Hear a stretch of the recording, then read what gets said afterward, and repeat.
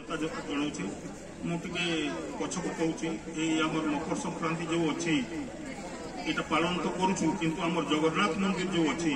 ये जगन्नाथ मंदिर टा 1956 मसीह प्रतिष्ठा तैयारी होता आगठू आमर ये जगन्नाथ पूजा पाते कि मंदिर हवाटा 1956 मसीह तैयारी ये मकर यात्रा रथ यात्रा सब चलता एवं मझे बहुत बाधा विघ्न आसी माने गाँव में सब गरीब लोग थे चांदा फांदा करला बेलू कौटू 10 टंका कौटू 5 टंका एमती आसे आम नाच फाच कर 10 टंकिया नाच आनिकी आम बहुत बाधा विघ्न आज पर्यंत बंचाई रखीचु। आज जा हो आमर पिला माने एवं आमर एरिया डेभलप कला आमर पिला माने